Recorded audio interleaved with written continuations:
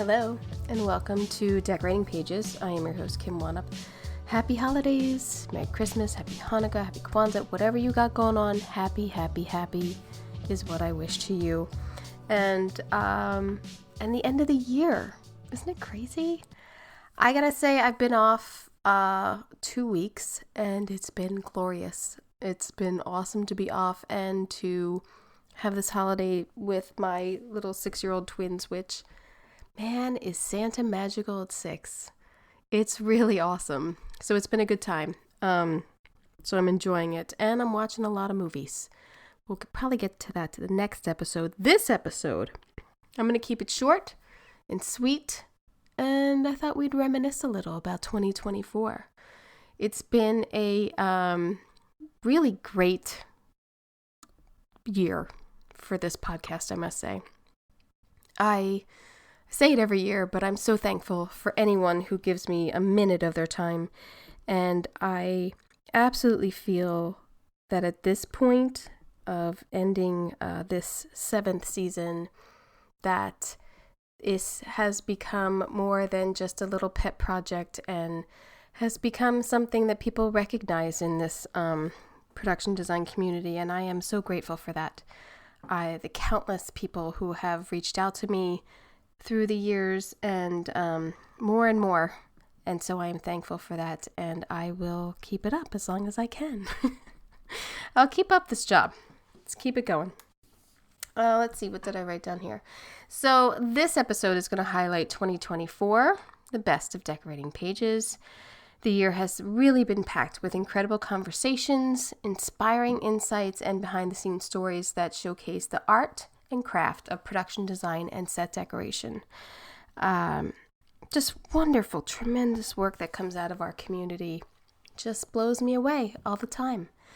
And so we're going to do little sections. We are going to revisit the design film study and the books that I recommended for Hollywood people getting into the business or reading about our business. And also, let's remember the Emmy roundtables that we did, which was huge for me. That was a really big milestone for me. And then talk about some of the favorites. I will let you know the most downloaded episode this year and a couple of my favorites also. So this year I had 40 episodes, which is awesome. Last year I did 50, but there was a strike. We had some time on our hands. I did 40 episodes this year, and plenty of YouTube videos. I really got to get the visual aspect of the podcast onto YouTube and to TikTok and Instagram, and really mastered, I think, doing reels, and at least I think so, and little clips, just to get people interested in an episode, and I hope that those are working. I know that people are watching them, so that's awesome to me. So let's start. Let's start with the design film study, which I had put out 3 episodes in 2023, but you had 7 episodes in 2024.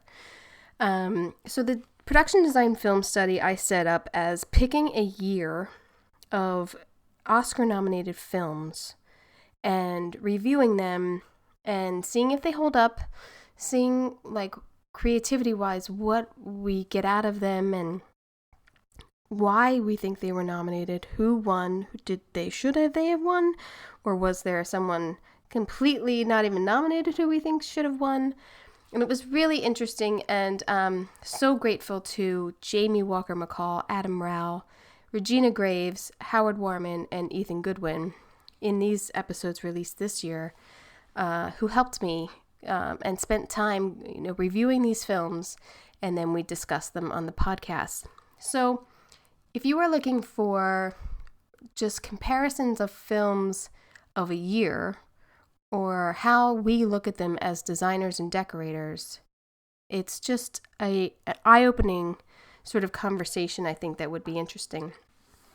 We did the very early 1929, 65, 75, 85, 68, 92, and 1950. They all have tremendous films. King of Jazz from 1929, you have to see. In 1965, I have to call out Dr. Zhivago and Ship of Fools. 75, the Hindenburg. Adam and I were like blown away by the Hindenburg, that film. Check it out. In 85, Brazil. We were still blown away that it didn't win. 1968, there's so many. In 2001, Oliver won. And War and Peace. That was a real checklist of my life, to watch 4 films to make up War and Peace. So that was almost 8 hours Regina Graves and I put into that, just one film. 1992, which was very controversial for Howard Warman and I to talk about, because although they were some great films, Howard's End and Chaplin, Toys, and Howard's End won, and we don't know why. And we don't know why Batman Returns, or at least I don't know why Batman Returns wasn't even nominated to me. But that 1950 with Ethan Goodwin, that's a hell of a year. Sunset Boulevard, All About Eve, Samson and Delilah, Destination Moon. It's all over the place, and it's a great year to critique. So, if you are looking for a little design study, those episodes are available, and 3 years are also prior.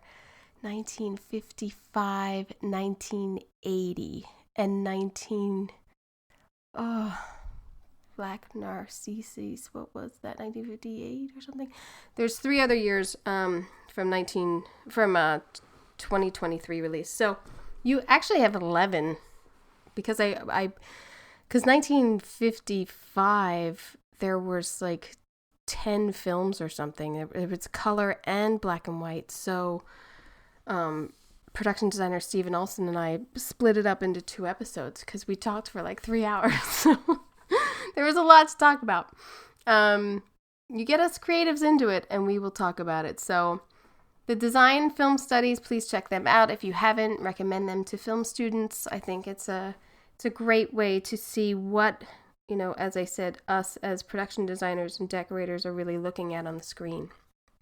And I got the list of Oscar-nominated production design films off of Wikipedia, if anybody's looking for it. Not the Academy website. It's a little too hard you got to cut and paste a lot. Wikipedia has it all in one section. So I also took it upon myself to watch as many films that have been nominated. It's my own little project because, I got nothing else going on. So I counted up, I watched about 44 nominated films besides the ones in the production film study. And wow, what a journey to learn from my peers. It's been awesome. So I'm going to let you know, I think there are 3 films that we didn't talk about in the production design film study that were nominated. Well, 2 of them were nominated, 1 wasn't. Anti-Mame from 1958 was nominated for Best Production Design, and that is amazing production design. This set transforms like 8 or 9 times. They keep redoing this apartment that she lives in. If you haven't seen Anti-Mame, production design-wise, it's fantastic. Costumes, it's fantastic. Please check that out. The other one, which I was talking with Adam Rao, production designer, about how I'm watching all these films, and he's like, yeah, you really kind of got me into like checking out these old things. And I said, I just watched this really brilliant one called The Magnificent Ambersons, and he was like, are you kidding me? I watched the same thing. And we had this in-depth conversation about this film directed by Orson Welles from 1942. It's, we're not into, well, at least I'm not into the story of it, but the design of this house that they live in and the camera angles and the way it's shot is gorgeous, absolutely gorgeous. The Magnificent Ambersons, 1942. Please check that out. And then I have to say, this film was not nominated. I don't know how it was. Well, 1955, there, as I said just previously, there was like 10 films nominated. I don't know how this one didn't make it, but The Night of the Hunter is a crazy story. Basically, is it Richard? No, Robert Mitchum. Robert Mitchum and Shelley Winters. And he's kind of like a serial killer in 1955. And the shots are so cinematic and so gorgeous.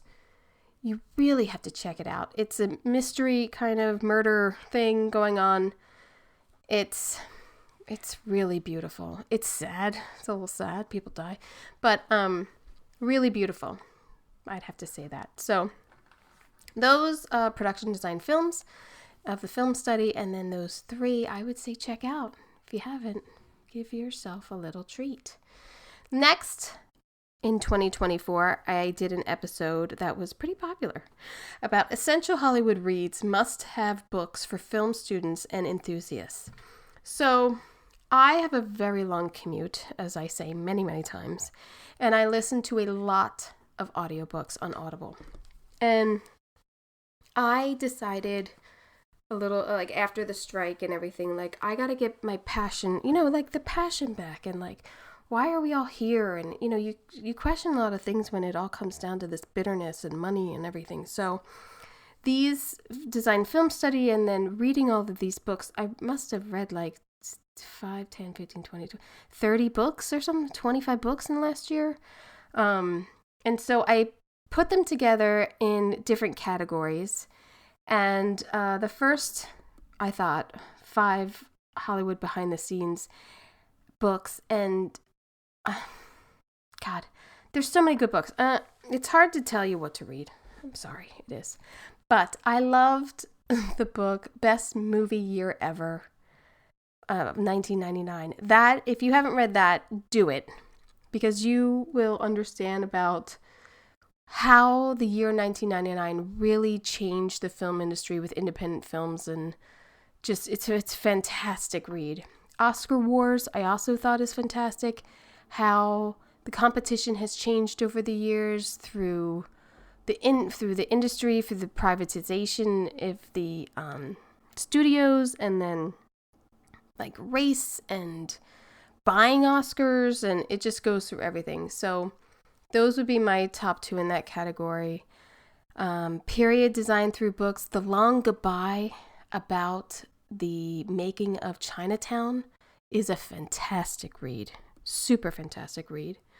Cinema Speculation by Quentin Tarantino, who goes through these films that inspired him in the late 60s and 70s, and you feel like you're at the movies with him. It's a really great read of just obscure films that, I didn't know about, and then he talks a lot about other directors that inspired him. I've read a lot of books from directors, too. In fact, one that I didn't include was that I finished after I did this episode was the Oliver Stone Capturing the Light book, which was fantastic also. And it's basically from his childhood up until right after Platoon. So you don't even get like the 90s Oliver Stone. I hope he writes another one. I would definitely recommend that too. That's not on the list, so bonus. My favorite was James Burrows, directed by James Burrows. He talks about his whole career, how he got started with Mary Tyler Moore, and then getting into comedy and doing such iconic shows, Cheers, Friends, Will and Grace. It goes on and on. The projects that he has touched is amazing. And his influence, obviously, in multi-camera still lives on. And then I loved Edward Zwick. I love him as a director. His book, Hits, Flops, and Other Illusions, just going through his career and his ups and downs, and very brutally honest about how hard it is being a director in Hollywood. And really, he talks about his flops very honestly. So I would say that it's a very good read. Hollywood Scandals and Glamour, the book The Castle on Sunset about Chateau Marmont, was fascinating because a little bit of architecture in there with old Hollywood and all of the craziness that went on and still goes on in that space. Really great old Hollywood stories in there. And then a book called Tinseltown, which is a murder mystery about a director who was killed in the 40s, I think, or early 50s. and how his death really set scandals and really rags, like really following paparazzi, or very early paparazzi going on. So that was interesting. The book Tinseltown. Last but not least, films about people who work in the industry. And one of my favorites was A Long Time Ago in a Cutting Room Far Away, which is the editor of so many films, Star Wars, Raiders of the Lost Ark. He worked with John Hughes and did his early films. He's just an amazing career, and I'm blanking on his name. But he's an editor, and I wish I could talk to him. Let's put it that way. But A Long Time Ago in a Cutting Room Far Away, fabulous book for anyone looking for inside industry books. So yeah, those were the highlights of that episode. But I go into depth with much more of the other books that I read also. I'm not going to go through all of them because then it would just be going to do the same episodes. So let's move on. One of the things that I've always wanted to do on this podcast is have roundtables, because I am a huge fan of the Hollywood Reporter in roundtables that they do during award seasons.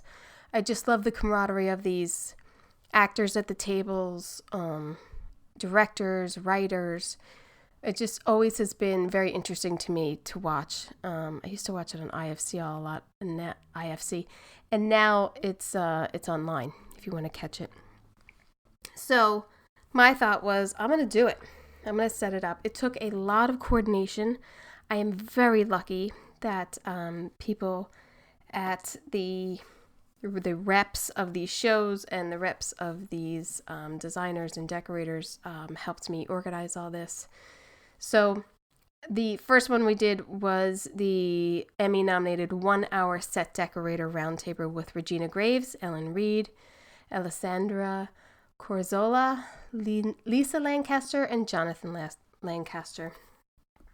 And that was absolutely fascinating to me to get the insight of shows like Fallout, Palm Royale, Ripley, Shogun.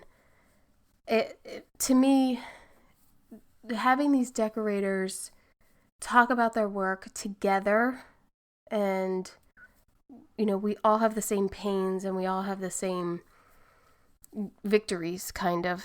It's a hard job, and to sit around with these super talented people and talk about their amazing work was just fantastic. Those shows, all of them, were extremely hard and challenging for them, and so I'm super thankful that we got to do that one. The Shogun one, just spoiler. And then we did the half-hour set decorator roundtable with Jennifer Lukehart for Hacks, Carrie Wiley for What We Do in the Shadows, Rich Murray for Only Murders in the Building, and those three, that was a good episode. We laughed a lot.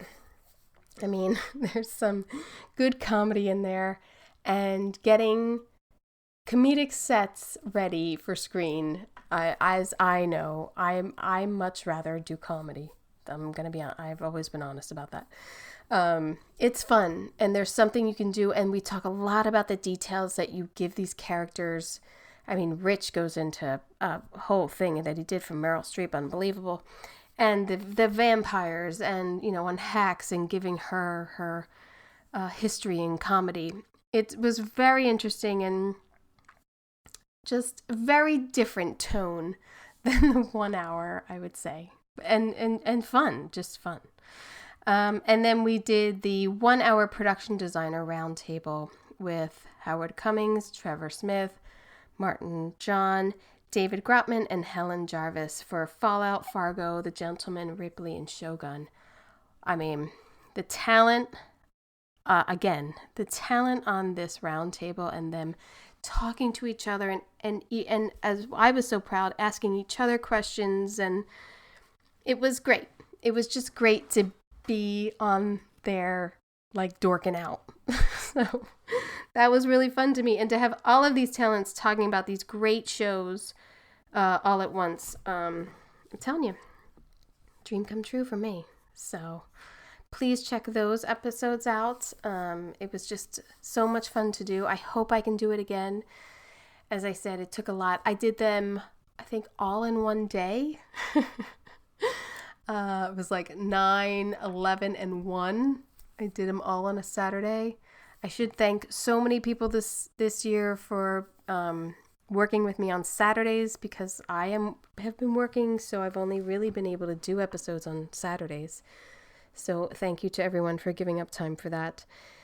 Yeah, so check those out. All right, here we go. If I had a drum roll, I'd do it. So let's start with my favorite episodes. I have 5. I have 5 favorite episodes. And, well, I have 7. Because 2 of them, obviously, are ones that I'm promoting myself. Why not? I am very lucky enough to be able to talk about shows that I'm working on this project, and the wonderful people that I work with, and the hard work that we put into our shows. So inside Netflix hit Man on the Inside with designer Ian Phillips and we talked about the show, and it's just been picked up for season 2. So we are super happy about that, to get back home and work with Mike Schur, and our hopefully everyone can come back for that, because it was amazing. Man on the Inside is a very special project starring Ted Danson. He goes undercover in an assisted living space, and comedy ensues, and a little sadness, I would say. Yesterday, I was talking with someone, and they were like, I didn't know it was going to be sad. And I was like, I know. We were crying during rehearsal some days. It just touches you in so many aspects of, growing older, but it's still funny. It's still good. Check it out. And then I have an episode behind the scenes of Dr. Odyssey with production designer Jamie Walker McCall, myself, and art director Ryan Garten. And we are talking about the gorgeous Art Deco sets of Dr. Odyssey that is airing now on ABC and Hulu. And we talk a lot about our design challenges, our budgets, construction challenges, and working with Ryan Murphy, and getting a new show off the ground. So that also is an episode is a favorite of mine. But episodes without me in them, my favorite. I'd have to say, not in any specific order, maybe. I don't know. Can I say number 1? I don't know if I have a number 1, but these 5 stood out to me this year. Production designer Helen Jarvis for Shogun. That series is unbelievable to me. It's hands down unbelievable, thorough, like you're reading a textbook and it's come to life. It's gorgeous. The costumes, the hair, the makeup. I loved that show, and I was just blown away and wanted every detail from her about everything, and she gave it all up. So I think that's a fantastic episode. Speaking with production designer David Grotman, who is just, I'm such a fan of his for years and years, and he has been on the podcast before and did the roundtable, and so did Helen. But David Grotman to me is maybe on my Mount Rushmore of production designers. He's up there. He's pretty up there. I think he's so fantastic. And Ripley, shot in black and white, and talking about his locations and going through COVID, and unbelievable stories he gives about the design of that series. Set decorator Allison Harvey for The Crown. The Crown ending this year after 6 seasons is it's a monumental series. What they were able to cover in that series, and the time, and the amount of sets, and the grandness of them, and really to make the viewers believe you're in Buckingham Palace all this time, and all of these other sets in the Diana years, and just phenomenal work. And so I just loved talking to her and talking about some of the older seasons, and yeah, it was just a great episode for me. I just smiled the whole time. You can see it. So yes. And then I have production designer Mark Scruton for Beetlejuice. I spoke with Mark last year about Wednesday, and he was just finishing up Beetlejuice, and they had like 1 day left of shooting, and the strike happened. So that was so interesting to me, and I said to him at the end of the interview, like, I have to talk to you about Beetlejuice when it comes out, because I love that movie. That is such an influential movie to me that I couldn't wait to see it. And so talking with him about Beetlejuice was great. It was just like, again, just smiles on my face and just in awe of the work and the reproductions of the sets that they did, and the tribute to the sets of Bo Welsh is just fantastic. So that episode is one of my favorites. And then production designer Jess Gonsher for Saturday Night. I have had him on my wish list since I started this podcast. I just have to say I have always loved his work. I don't know why I love the movie Capote. It's pretty sad and dark, but it influenced me production design wise and decorating wise. So I'm just thankful that I got to speak to him too. And Saturday Night I thought was fantastic. I wish I could have spoke to him about other projects he was on. But yeah, so those are my top 5, and then another 2 of my own for the year, if you want to know. So the most downloaded episode this year was production designer Mark Scruton for Beetlejuice. A close second was Dune 2. That was a close second, but Beetlejuice, people really love that Beetlejuice, which is good for me. Anything good for Beetlejuice is good for me. So yeah, I have hopefully some very exciting things coming in 2025. Right now, ADG voting is still open until the 3rd, is it? ADG, the 3rd, yeah. And also, if you are a SDSA member, Set Decorator Society of America, you should have gotten your voting ballot in the email and vote for your favorite films there. So, I have had a wonderful year. 40 episodes, I can't believe that. 40 people even wanted to talk to me. But I hope that you learned something about production design and set decorating. You've just taken 1 or 2 bits of advice from any of these amazing talents, and I hope that I can give you more. That's what I can say.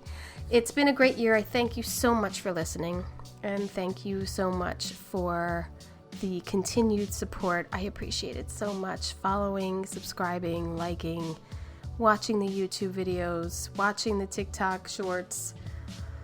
Hopefully TikTok doesn't get shut down because I kind of mastered that, but whatever. But I wish you a very wonderful 2025, and thank you for listening. I'm Kim Wannop for Decorating Pages.